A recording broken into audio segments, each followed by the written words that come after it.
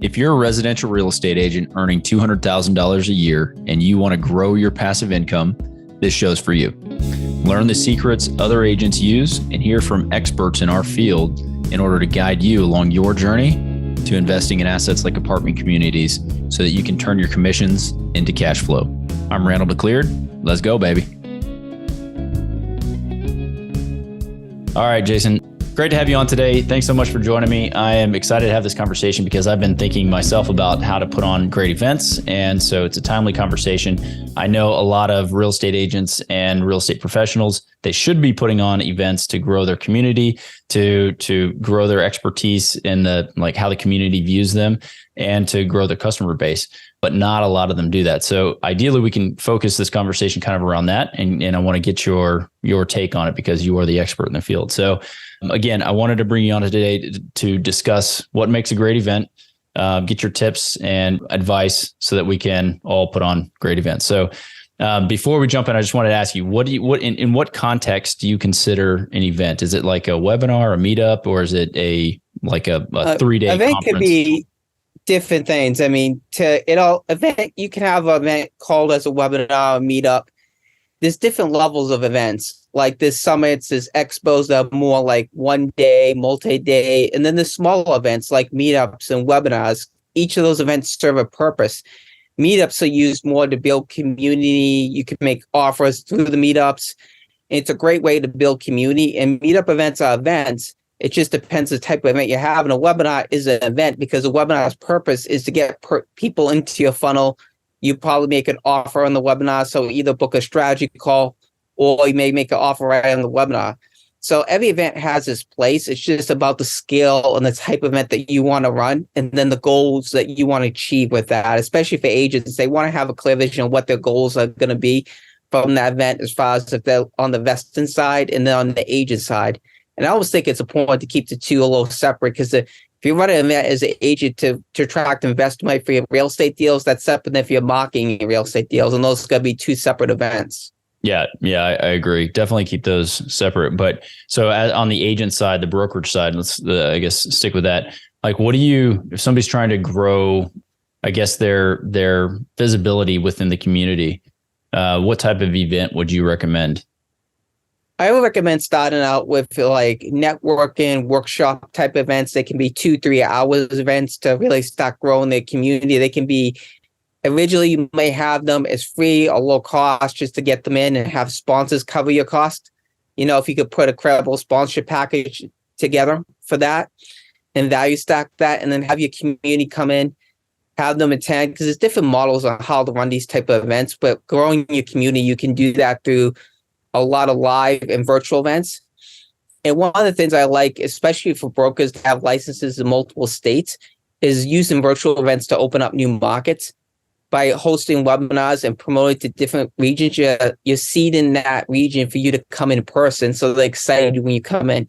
That's a great strategy virtually, is to use virtual events to open up new markets. So even in new cities, say if you're working in a city and you want to branch out to another city, another city within your state, you may use virtual to do that. And you also use a combination of live and virtual. And I think if you're doing a network event, you want to have a theme around what that event's going to be, like 3 to 4 bullet points of what your audience is going to expect and get out of the event. You should know your goals you're going to get out of the event. If you're doing a more meetup or workshop style, you should be clear what they're going to learn, what's the value in that, and then your call to action at the end as the broker. This will help you expand your business, especially if you're looking to get clients and investor buyers for your list and stuff and growing your community and growing your list. You always want to be consistent on social media. You want to be consistently hosting your events. It could be a monthly thing, a weekly thing, a bi-weekly thing, whatever you decide, you want to be really consistent with it because that consistency over time will help you grow your community and knowing your audience and being really targeted into that. Yeah, a lot of stuff in there that you're touching on that I want to dig into deeper, like sponsorship stuff and like a lot of things in there. So let's unpack it, I guess, one at a time. So if high level, if I'm trying to grow a community and I'm going to put on an event that is a meetup, let's just say it's a meetup and it's local to where I am right now. Like, what are some of the best practices for the building of the funnel to get people to show up? And then after they attend the event, like, what does that look like into the lead up of just setting up an event? Assuming it's going to be the lead up, right. Assuming it's going to be like a multi event, maybe it's once every month type of thing. The lead up is you want to be doing like promotional videos. You want to be doing, you can even sponsor other people's events and get the registration database to grow your list as well. If you can speak for other people's audiences locally, you can go to groups and see if you can speak like 2 to 5 minutes at a chamber. You can go to other meetups and be positioned as a speaker. And what it looks like in the top level is you want to have a good email marketing system. Like Constant Contact's good, Keep is good is another one. Some of the lower cost options are MailChimp, which is good, HubSpot, which is pretty new out there. You can have a free version as well. There's different systems that you can use to keep track of your database and in the funnel. And then the marketing piece of it, you want to be consistent in social media, posting out short videos leading up to the event. If you can get an influencer to share your content or someone that's well known in the community to share your event on their list, it's well worth. Let them have a little bit of speaking time, especially if they're a draw in that community. It's going to help draw people and you're just starting out. You may want to leverage off a more popular expert in your community if you've already built that relationship. And one of the ways to build that relationship is what we're doing today is a podcast, actually interviewing them and add some value into them first. Because as you fill the top of the funnel too, and if you write, like, you can also use like an ebook, a book too, as a giveaway as part of the top of the funnel. If you wrote on a book, if you have wrote on a book, you can use a newsletter or other articles as a free giveaway. You can also offer raffles as well, say $100 Amazon gift card is something that people can use for whatever they want. So there's different ways to fill the top of the funnel. I think one of the great ways is like speaking at other people's events, sponsoring other people's events is a great way to fill your own funnel because you're borrowing their audience, which is the fastest. And you can do that virtually and live as we see more live events open back up as the pandemic has relieved a little bit, and which is very important. So that can really fill the funnel aspects. So using things like LinkedIn, which is a good tool, even having like a Facebook group, we can have a public group for like public consumption and a private group for your paying clients can be a really great strategy. I like LinkedIn personally because there's a lot more professionals, but it depends on where your audience is. You want to be on social media where your audience hangs out. So if that's on LinkedIn, you want to spend more time on LinkedIn. If that's on Facebook, you want to spend some more time on Facebook. You want to identify the social media part because then you can drive the traffic and team up with some local influences in your community, especially if you're starting out or don't have the name rec. If you do have the name rec, then you use your name recognition to help draw people into the event and get other local promoters to help you promote the event. So if you're charging tickets, a great way is to offer them 25 to 50% of the ticket sales and get them promoting you to their community. So not only are you leveraging the community you're building, you're leveraging the communities of what other organizers have built to help you fill that room. So if you got like different wine guys that bring 5 or 10 people, that could, and there's 10 of them, that's 50 to 100 people in a room just from that effort alone. Yeah. So there's different ways to build through affiliate marketing, through email marketing, and they can be all effective depending on what budget you have to start out with. And it's not limited to, it's what your creativity will allow you to do. It's how creative you can think outside the box and the people you surround yourself with. That's important. Yeah, for sure. Again, a lot in there. So again, say I'm a broker and I want to grow. I want to just get clients and actually bring them to an event. And it's from a neighborhood or part of town that is like, I want all their business and I want to do all the transactions in that neighborhood. What type of event would you recommend for that type of broker to really either corner that market? And it may be a city, it may be however big you want to think. But again, would it be here, come to this free lunch and I'm going to provide lunch? And then what would you recommend? Because again, that's what I want to know. On the market as a broker, when your goal is to get clients in there, you may want to start out with a combination of a networking event and go into like a workshop style event where you give them some value and some tips in the market and showcase yourself as an expert in the field. So you're building credibility as you being the authority and the go-to person in that place. And that's where I would start out with networking. I start off with workshops. I definitely do webinars for sure. Lunch and learns can be great. but you want to make sure that people are showing up for the right reason. They're not just showing up for lunch, they're showing up because they want to listen to you. So you need to price that accordingly, make sure your pricing on those is high enough so you attract the right type of person. I personally like networking in workshops, especially you can do a 2-3 hour workshop and showcase your knowledge and have a call to action to have an appointment to set up with your office and your team. You can have your team work that in the back. And some of the brokers have meeting spaces in their own offices that they can leverage and drive people to that office. So you can have people come into your office to attend the event. You can be the main speaker, position yourself as an authority, have some networking during it, have as a 2 to 4 hour event, and consistently do that. And over time, you'll position yourself as authority and also leverage off other people's events that you can speak at as an expert as well. So you're not only throwing on your own events, but you leverage off other people's events to position you. So you get the benefits of hosting your own events, and then more people see you as authority and invite you to speak at their events, which helps you create your credibility even more so. Yeah. It sounds like just get yourself out there, like more get yourself out there. Get yourself out there, yes, but also have a strategy behind getting yourself out there. And I think the strategy for a lot of real estate brokers too is hosting like their own workshops, host their own networking events, especially if you have your own office to do that, or even do network events as social outing where your clients get to hang out with you and know them, because they'll ultimately make the decision to work with you because they know you and trust you. Yeah. So you have to build that trust. So you may have a type of different events, like a network event, for people to get to know you, hang out. You raffle off some great prizes, and you have make it a themed networking event.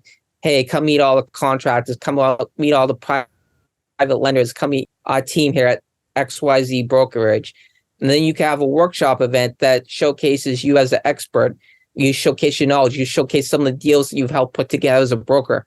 You show why people should care, and then you have your call to action to have them come and meet you and set up appointments so you can be their person. It shows like a credibility kit as a broker, like an investor would if they were investing in cash flow real estate investment properties. Yeah. Solid. So what would you say makes, like when you're going through and talking to a client and planning an event, like what would you say makes a highly successful event? What are the key metrics you're looking at? I'm looking at the key metrics of a highly successful event is what was the reaction of the audience? Was the audience satisfied with the event? Did you serve the audience? Your key metric is going to be the ROI on what you spent and what you made back from hosting the event. So that's always going to be a key metrics. How much you built your database is going to be another key metrics too, because you're looking at, okay, we had this database, we hosted this event, we added so many to mailing list, we had so many appointments for calls, and all these appointments, we had so many convert into clients. So once you've done enough of them, you can measure those metrics and those KPIs by how many hosted events, 50, 100, or 200 attended, all those so many booked appointments with our agency or brokerage, and all those so many converted clients. So once you know the ratios, you can rinse and repeat those ratios on those KPIs again and again by knowing what you're claiming. So financial success is one way. Community success of people being happy and then they want them referring you business is another way to measure it, because if you get people referring you to their networks and you again knock off referrals, that means you're doing a good job. That means people know, and trust you and referring you. Plus measuring the return on the event. So what did you spend for the venue? What did you spend for the market? What was your return on that event? What did you get back in clients? And how much revenue did that generate versus hosting the event? So having clear KPIs to measure the success of the event is important. And also then the branded part, how you're increasing your brand by the event. So there's about 3 metrics. Okay, financial metrics, which is the KPIs, growing the community and building the community and getting the raving fans is another metric. And then naturally, it just goes back to the business you're getting out of it. So in building your brand is the third one. Brand awareness is another one. So you want to measure it by financial KPIs, brand awareness, and building the community.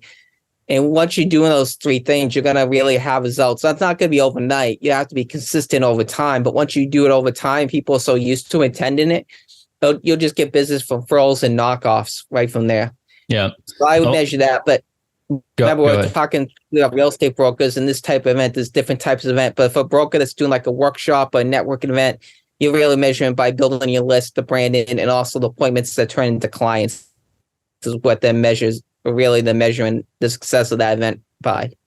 Yeah. So just in general, I've done a lot of investments. So I have all the KPIs and what was my conversion rate from marketing piece to closed deal, right? And so on events, I don't necessarily have those metrics. I don't know those personally. And so what is, I don't know if there's like industry standard, but like if I send out a marketing piece, I know the response rate is going to be 0.1% or 1%. It's like if you get up to 1%, it's a certain thing. So like on an event planning sort of marketing strategy on the funnel, are there any metrics that are kind of standard? Like this is what you should expect. If you have 100 people attend, you're going to get 1% convert or something like that. Do you have any of those, or is that just depending on the event? You can have standard metrics for events. It also depends on the type of event you're doing, because that affects how you're measuring the metrics. Like, let's just take a workshop. You had so many people click on the page. You have so many people registered for the event, paid event. So many people attended in the event. This may convert it into appointments. This may become clients. If it's a free event, I will tell you, because I know some brokers want to do free events.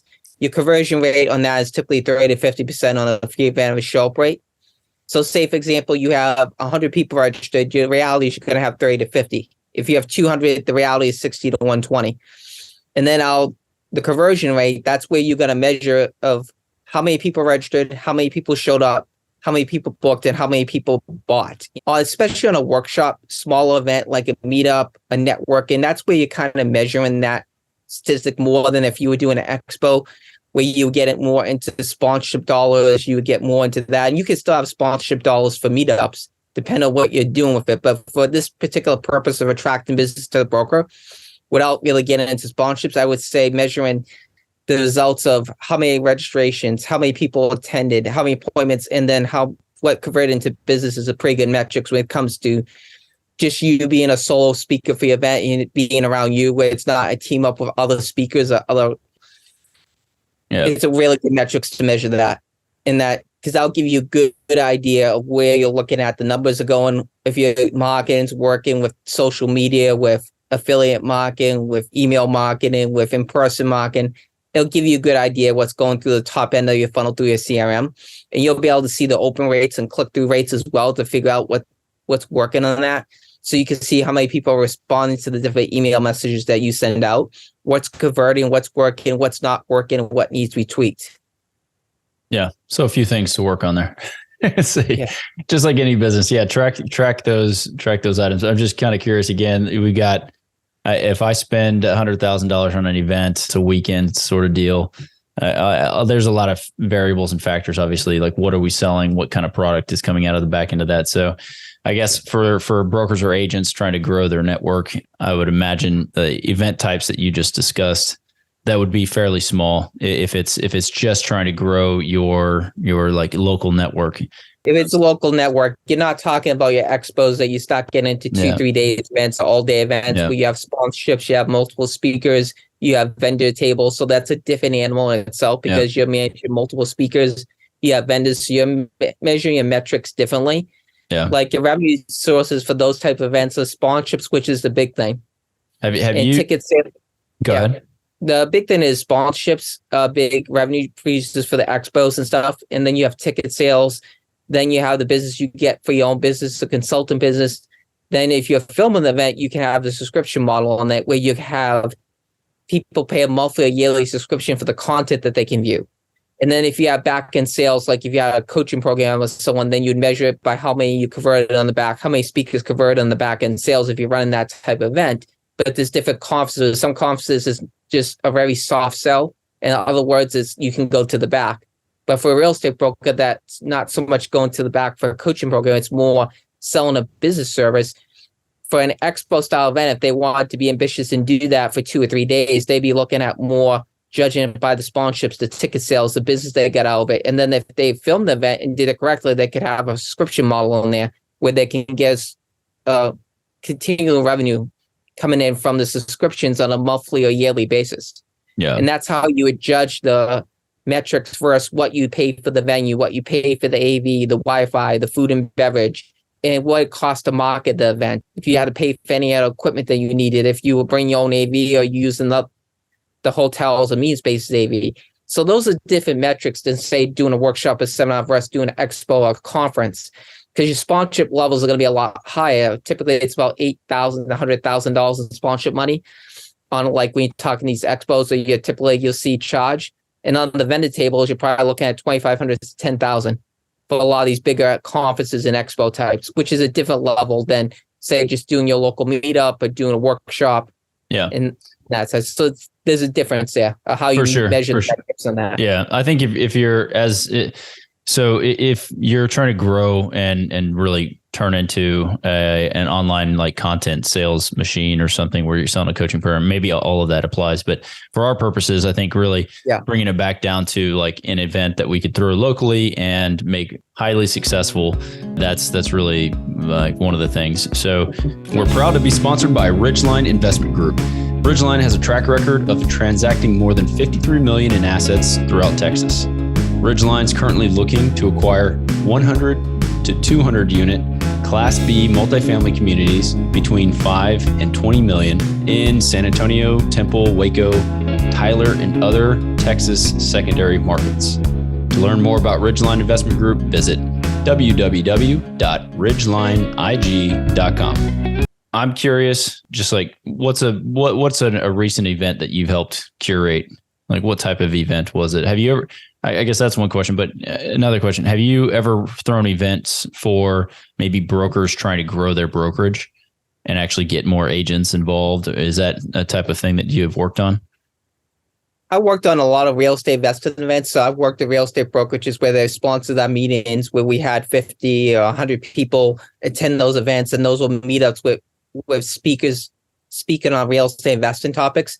Okay. I've also done expos where I've done them for 2 to 3 days live. Some of those were real estate investing focused. We had different real estate experts come in and speak. Others were more small business focused where we had different experts come in and speak, but the principles of those were the same. Where we gave speakers a platform to speak. We drove attendance anywhere from 50 to 150 people, or 200 in the larger events. So I understand the event business because I've done it for about over 10 plus years. I understand what it takes to build a successful event. I've hosted my own event successfully through the High Performance Set Summit. I actually helped HGTV's Amy Jury with her webinar. Actually, she did a little bit over a year ago. She teaches people how to do cash flow. We hope to get more audience share for that. We helped a company called Cloud Castles recently doing a webinar for them and helping them drive more traffic to that platform that's really talking about investing in smaller amounts and even larger amounts, but allowing the average investor to get in. And I've also worked with some of the top personal development real estate people like, say, Blazar, Bill Walsh, which is well known, Realty 401 that's been around since 12. I've done about 6 real estate expos with her. So I've worked with some of the top guys in the real estate and personal development space to host these type of seminars and events that were 2-3 day summits, workshops, you name it, expos. Sure. So again, I've done a lot of that. I'm a broker, right? And I want to grow the number of agents that I have, and I want to throw an event to make them come and see how awesome my brokerage is. And so what do you recommend that I do? How does it look if I come to you and I say, hey, I want to throw an awesome event. I want to grow the number of agents underneath me by X amount. I'm in San Antonio. I'm speaking as if I'm any broker around the country because we got a lot of brokers and agents who are trying to build teams and grow their teams. And so speaking directly to them so that they understand like how to do what it is. Like, what would you recommend that I do? I'm in San Antonio. I'm going to try to grow my team. I want 50 agents by the end of the year. What do I do? Like, how do I throw a great event and make them like me, love me, and trust me? Sure. What I recommend is a combination of 2 things. One, I recommend you hosting a workshop event around your expertise of why they should join your brokerage and give them examples of how they're going to make more money being part of your team than another team. I'd also host the networking events as well, so you get the social aspect of it. So I do a combination of networking events. They can hang out with you and get to know you, trust you, and like you. Go to favorite spot there. Go maybe the days that aren't as busy because you'll get better rates and better pricing for the rooms because restaurants will have a back room a lot of times that you can have a small gathering or you can block off tables. So you can break bread and build some trust with the networking event and translate that into the workshop event where you show your firm and your brokerage and why they need to join your team. You show the highlights of success and the benefits of joining your team and what's in it for them. Really make sure you convey what's in it for the real estate agents joining your brokerage and how they're going to make more money with you, have a better lifestyle, help them achieve their goals. highlight some of your successful team members and make sure they're in the audience as well and bring them up a little bit, recognize them and acknowledge them and say, so-and-so has had this great success. And have them give testimonials, because hearing it from a third party is way more powerful than hearing it from you. So if you have third-party testimonials from agents in your office saying how great it is to work with you, you can even film those and post those online in video clips as well. So I recommend a combination of network events, workshop-style events to grow your team from your own events personally, because I think that works really well. I also recommend you finding other people's stages you can speak on too, and position yourself as authority and using your own events to get you on other stages so you can grow your team that way as well. So you're working both angles simultaneously. You're hosting your own events to grow your team. And then you're leveraging off other people's events so you get to come as a speaker to grow your team as well. And using the two will help you grow your team really quickly. And it's all about building trust and like and trust. And a lot of brokers have their own meeting space, which is great. If you do, you can leverage that off and use that asset to get people come in, maybe have some freshmen in the back and make it a great atmosphere so they know what type of culture they're stepping into and what they can expect. And I think the more you build that through the networking and workshop events, the more you'll increase. So if your goal is to hit 50 agents, you'd want to divide that by 12. So you need to be hitting at least 5 new agents a month minimum. So you may need to have so many agents come in on that. So you may want to do some webinars also would be a great thing too. So do some webinars, do the network events, have the workshop events where you showcase yourself in your firm, in your offices. If you're holding your office, it's even great to get a feel what it's like to be in that environment, especially if you have the meeting space to host it there. And some brokerages do and some don't. But if you don't, then you just have like a meeting space that you can find that's low cost, or have a venue sponsor tell them what you're trying to do, and see like a mortgage company, a company that you've already had a relationship, and see if they'll host you to have your own events there. So you're not coming out of pocket to host your own events. That's another great tripping strategy I used to save thousands of dollars in my events in Las Vegas. And so, which is really great, which can help a brokerage, especially if they're just starting to do the events. If you can team up with like a mortgage company, a title company that has a big space, if you don't have space, you can leverage off their space in that relationship. So you position yourself as authority. And if the title company can say some good words about you too, it would help. Or the mortgage broker. The more third-party credibility testimonials, and you also want to be filming testimonials of your teammates that are doing well and putting those on your website. So when they look at your website and join your team, they'll see all the third-party credibility that'll knock down the resistance. Do you have any recommendations on technology? Because there's a lot of platforms that you can go on. I know you named a few of them, and there's a lot of SaaS type of companies. But for events in particular, like what is a good? Because building community, like Kajabi is one where you can build like a whole platform community and like a whole educational like course sales. So is there anything like that you would recommend people use just in general? Yeah, I mean, I like to keep it simple. Like things like Zoom here are very efficient for an agent just looking to do webinars. You can use Zoom webinar. That's about $79 a month, and if you pay for the whole year, it's about $570. There is different platforms out there that you can do like all encompassing. But when you first started out, I recommend to keep it really simple. So have a good CRM. It could be as simple as having HubSpot, Keep, which has been around for years. They used to be Infusionsoft, has 3 different levels. They have the pro level. They have the like Infusionsoft level, and they have the very beginner level. So Keep is a really good system. You can do the email marketing and the automation in there, the text automation in there. HubSpot's another good system, especially it's geared toward events as well. And they have different levels, and that's a great CRM to use. But I think a lot of people sometimes try to do too much fancy tech. And if they stay kind of simple at the beginning, use things that you understand and that your audience can use easily. I'd rather you do a Zoom webinar and have 50, 100 people show up than use a fancy system and have not many people show up because they didn't understand how to log in or your team didn't understand how to use it. Start with something simple, and you can graduate to higher level systems as you go along. Once your team knows how to use it, once your users, how to teach them to use it because it's going to be a transition for them. That's why I always recommend technology. Start with the simple stuff first. Get really good traction. Then if you want to upgrade to a fancier system, do it. A lot of people make the mistake of trying to do a fancy system out of the gate. And then what happens is they don't get what they want, and they're out a whole thousands of dollars paying for it. That or they just waste a ton of time they just waste a lot of time trying to figure it out, and it's just a time suck. Yeah. So that I keep it simple at the beginning, especially if you're just starting out hosting webinars and events. Use something like Zoom, use something like a HubSpot or Keep or Constant Contact with CRM that has a good email text marketing system so you can keep track and keep communicating to your community. Yeah. And then once you get more tech savvy, if you want to go to more bells and whistles, you can graduate to systems. Zoom has Zoom events you can use. You can use different systems as well. There's different webinar systems out there too that you can use. But I would really say that you want to start simple with something like Zoom or something really simple, like GoToWebinar or something that's been around, that's established, you know how to use really easy at first. And then I would graduate to, you can investigate like more fancy all-once C-suite solutions, but not all brokerages should start there, especially if they don't have a lot of knowledge in this space.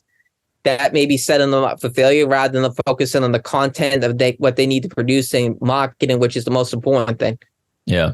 No, I've been looking into curating events and doing events and just the whole funnel that goes into it, because that to me is the key to this whole process. It's just another marketing piece, or it's another marketing. It's another marketing piece that goes to fill the funnel, just like direct mail, expired listings, that sort of thing. Again, as an agent, I'm sitting here and I'm looking in and I'm thinking about setting up an event. I think if I were to come to a person like you, like what type of events do you specialize in, and where do you come into play, right? Is it because for a meetup and that sort of thing? I mean, I can go and I can set up a funnel and I can set up my email marketing campaign and I can go do most of those things. But like, is your specialty in the like expo, the big, large events and that sort of thing, or what's your specialty? Yeah, I can, you come to me for like the expos, the summits, the conferences. If you're trying to throw your own workshops or live events or virtual events, because I can set everything up from the small networking meetup group to the expo events, especially when you get to the point you want to do an expo event or trade show type event or conference type event. And I've done a whole bunch of those as well as I've done the meetups. So I can run the gamut of those. But I do specialize in the expos and conferences events. And I do a lot of workshops because I can easily run a workshop or a networking. So as an agent, you can come to me. And if you're saying, hey, I want to attract more people, I want to do this conference or expo, and I want to book these speakers, what's the process of me really doing that? Site selection, the venue selection. How do I book the right speakers? What questions to ask them?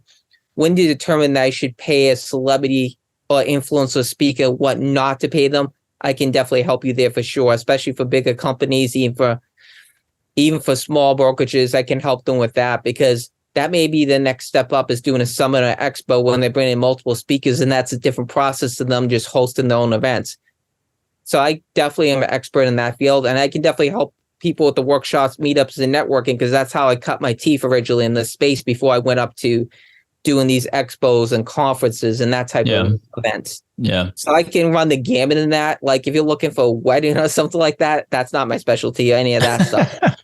I just use an example as what's not my specialty. To say, don't come for me if you're looking like wedding planning or something else. Of course. If you're talking conferences, business, real estate conferences and that type of stuff, I can definitely plan those events. I can even plan the meetups and the workshops, because I've done a lot of those as well. Yeah. So when you're talking to like real estate, I know that you were doing some of the investor side of it, and I don't know if it was like a broker actually put those on to teach their investors how to get more deals. I don't know what that looked like, but what's your investing background? It looked like you had done some things with some magazines. I did some smaller multifamily deals in Vegas and stuff like that. So I've done some small multifamily wholesale deals. So I understand from them a standpoint what I'm looking at and what has to make sense from the cash flow and the ROI. Yeah. I actually fell into the event space by accident because I started running the real estate group in 2010 out in Las Vegas. And as I started throwing on these events, I started to get to know how to do this at a higher and higher level, and I got to work with some great people along the way that helped me with that and really got me to that point.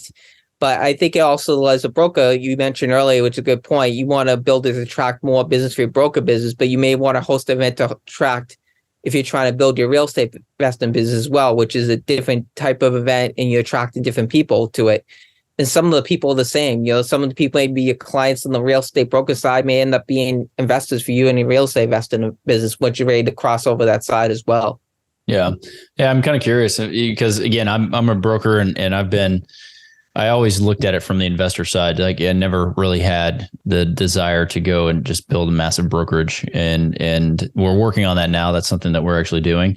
But the transition from just being a full-time agent and into actually investing, and that's pretty much what I'm trying to get people to do here is like learn how to invest, go out, buy something, start investing, get some cash flow coming in so that your work optional and you can actually get the benefits of the ownership of the real estate. And so I guess what advice would you have to making that transition and segregating those two types of events? Because I maybe that's not the right question. It's more like how do you see an agent growing? Like what kind of event would they even put on? They wouldn't even be, because usually as an investor, you're marketing for sellers. So I can only see in my mind, and maybe this is limited thinking, but I can only see going out and trying to bring a neighborhood that I want to buy something in together at the local like Mexican restaurant. Everybody has margaritas and we're talking, we're having a good time. And then I'm like, I'll buy anything you guys have in this neighborhood. My name's Randall. Hey, let's go. So, like what advice would you have if that's not the type of event, or, who would you want I think you need to think a little bigger on the agent investing side. Like on the investing side, you can almost start your own RIA group, or you can build in real estate investing topics that are relative to your local area. Like banking is always relevant. Mortgage brokers, the mortgage rates, the economic outlook is another topic that you can bring in to discuss. You can bring in outside speakers that are like content heavy, like even contractors. So you're the go-to person for that information, especially on the real estate investing side, stuff that's important to real estate investors. On the real estate broker side, you could be bringing in having people come in and talk about your successful deals that you put together as a real estate broker. You can be featuring your team as that. You can show about the benefits, because it's a different type of event because you're recruiting people to your team, which is a different type of event than versus putting on a vesting event where it can be more either educational, or you can go, if you've developed your own coaching program, or you want to bring in speakers that have their own coaching programs, then that gets you into a different situation of revenue share and stuff. But to keep away from that and talk about just really, if you're not doing back-end sales, you should separate the agent part, because the agent part is really recruiting for your firm. So you should be highlighting the benefits of working for your firm, what's going to be in that type of event. You can do a workshop. You can do a little expo if you put together contractors, lenders, mortgage brokers, and bring it maybe like a one-day event. Maybe you have it at DoubleTree, which is fairly inexpensive, with the cost isn't that high, like having a 5-star hotel, and bring a bunch of really heavy content speakers in, and then have sponsorships to monetize it, and that on the agent side, you could do that. And you can do that on the investing side as well. So there is some overlap, but I always like to keep the two a little separate, because you should really, if you're there to recruit for your agency, you should make the workshop more about the benefits of working for your agency and showcasing you as a expert in that field, what your knowledge, what your firm has accomplished, and keep the agency event as that. And you can have a networking event for recruiting new agents that come hang out with successful real estate agents, have some of your top performers there, have some of your top performers speak at your workshop event, and do that and work that model for that. And then the investing side, you could either go real content heavy and have different local professionals come in, talk about different segments of the market and different features, like a title company come in 1 month, or mortgage person come in. Let me stop you there. Just because the reason that, again, I'd go back to on the investing side, who are you targeting? That's other investors that want that information. It is very true. You have to have a firm target market. If I'm just trying to bring in other agent or other investors, and we're going to have a powwow and talk, and I'm doing a meetup for me and other investors to learn how to invest, that's one thing. But if I'm actually trying to buy property and acquire assets, then the benefit, I guess, of putting that type of event on is that now I have a little army of investors going out and wholesaling deals to me, hopefully directly, if I put that out. So that makes sense to do. It's a very long, I would say long-term sort of deal, when you could easily just go and get a list of wholesalers in your area and just start emailing, say, hey, put me on your buyers list. Let me know what's going on. So again, I'm trying to figure out, like, if I'm making that transition to the investing side, would that type of event make sense? But anyway, let's move on from that. Anyway, I want to talk to you just on a different note. So like part of what I'm working on here is I'm actually building out a program for agents for them to actually learn how to invest, because I want to provide free content. I want to provide how to do some basic type of investing so that they can grow their actual active income, build it up, and actually have more money to invest in some passive deals. And the ultimate goal is to have a fund that everybody can invest in, and we can go out and acquire large apartment communities and other commercial assets like that. So in knowing that, like, how would you say, hey, this is the process you should go after? Because I'm not the only, I mean, this is just events and course building 101, right? That's kind of where I'm at. If somebody else is listening. Really, for what you're looking to do, I would say definitely go after like a webinar or like a course where you film all the material and you put out the free course that people can listen to and learn, that have the call to action to book an appointment with you or make the appointment with you so you can build, or you want to learn more how to invest. Like if you're looking to attract investors for the fund, you may build a series of videos and then have a call to action for a strategy call with you or a consultation call with you. And you walk them through what they need to do, you know? Well, I was going to say, what's your timeline from, okay, here's the first webinar, all the lead up to that, right? So there's some marketing that goes into place in advance of the webinar. And then after the webinar and maybe whoever's signed up for the free course, then how long after the free course, or I guess at the end of the free course, that's the next sales pitch to, hey, come to sign up for the actual paid coaching program? Is that kind of the process? Yeah, you can do either free or low cost webinar and say, sign up for my 1 hour or 2 hour free webinar. You can pre-record it, they can watch it, you can do it live. And then you would have a system where they would either book a call with you and you could roll them into the coaching, or come to a 2 or 3 day boot camp where we'll discuss and left all the values and have a price for that. So there's a couple ways. You can use the free webinar and book them into appointments to go right into the coaching, or you can roll them into a boot camp that's 2 or 3 days, whether it be live or virtual, where they pay something, they invest something, then you have an upsell to come in for your higher level program, basically. Yeah. Okay. So there's the a boot couple camp different model. ways you can do that. You can do it as a 2-step, or you can do it as a 3-step process. Yeah. What have you seen is more successful?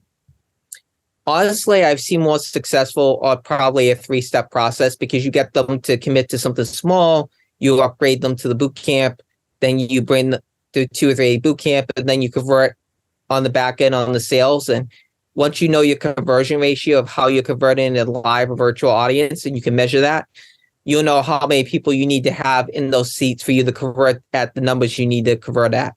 Yeah. So you may have a free course, low price course to get them in the door.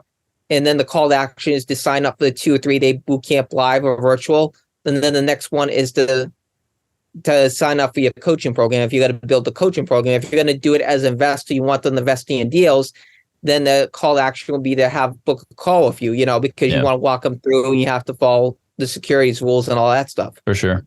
Yeah. That's so man, I was going to ask you again, back to, I guess, the flow of things. I lost it. Talking about the flow of how does it take from when the webinar, how long you need to market the webinar to the next event to the next event. So I would say, if it's your first event, you want to give yourself some time to create. Once you create all the content, give yourself like 4 to 8 weeks to kind of market the webinar. You can do it in less if you have a bigger list, but if you're just building your list, you may want to push it for a little bit, like for 4 to 8 weeks, get them into the webinar. Then if you're doing a boot camp, maybe give yourself like maybe 2 to, depends on how fast you think you can fill the event. I've seen people fill events in 2 months, a month, and I've seen them take 3, 4, 5 months, depending on how fast and who's helping you promote the event. So say the webinar is the first feature and you promote for like a month, 1 to 2 months, basically. You can promote it from anywhere from 2 weeks to 8 weeks in some way in that, depending on how good your marketing is and how big your list is already established. If you're starting from scratch, I'll give yourself 4 to 8 weeks. If you have an established list, you can do it within 2 to 4 weeks because you have enough of a database. So it depends on where you're starting from, which is really important. And then once you have the 2-3 day live event, I would give yourself a good 2-3 months to promote it. Give yourself at least 2 months to promote it, if not 3 months, Make sure you fill the room with a goal particularly in mind. And then from that boot camp event, you should know what your conversion rate is from closer from stage. And if you don't, you'll measure that as you go along. So once you've done your first one, you'll know the closing ratio. What did you convert into actual sales from how many attended? So you'll start building the ratios off of that. It could be a 3-step process on that. It all depends where you're starting. If you've already built a database, you can go faster than if you're starting from scratch. Yeah. If you're starting from scratch, you should give yourself more time. If you've already built in a database and community, you can go faster. You may do your webinar with 2 or 4 weeks of promotion because you have so many people that will come on. And I mean, like you say, you're doing the podcast, so you're already building a list through the podcast. You can leverage that into promoting your webinar and your events as well, too, and the content that you're providing already, which is important. Yeah. So, yeah. Yeah, that's kind of the plan. So, yeah, it's I've been doing a lot of research on how to grow that and actually get people into the community and where to build that community and that sort of thing. It's a really long process. So anybody that is looking to do this sort of thing, it is not an overnight sort of deal. No, it's not. I look at it as the 10-year plan almost. I'm just like, I get it's a long thing, but once it's kicking in the next year or two, then it's really just nurturing the group and the community and making sure that it's moving in the right direction and providing as much value as possible. Like that is, you and I started this call. It's like, we have agents listening, like everything we can do to provide as much value. That's really the whole drive. So, Jason, we're getting to the end here. I appreciate you coming on. Like all the information you're sharing, I could ask you a bunch of questions, and I'm going to. I have more questions for you, but I want to ask you a couple of things not related to work. So, what's your favorite pastime that's not related to business? Favorite pastime? Well, I love sports. I love football and basketball. I love to go see a good movie, in the theater, which is always nice, you know. Are you keeping up with love to do a little traveling when I can. But that's always fun, meeting new people and seeing new places and things like that. So I like some things like football and basketball is the sports I like the best. You keeping up with the Final Four or the March Madness here? It's Florida Atlantic, I believe. UConn is one. I haven't been following basketball as much as far as NCAAs. I've been following more than NBA. Got it. Where I know the Celtics are the second ranked team in the East, but nice. That's one of my favorite teams, the New England sports teams and stuff like that. So I do enjoy good sports game, good movie, going out, having experiences. A good movie is always great. Good seeing a good show. I mean, I did plenty of that. I lived in Las Vegas. I saw some really good shows, and I'm always up to seeing the good production and stuff like that.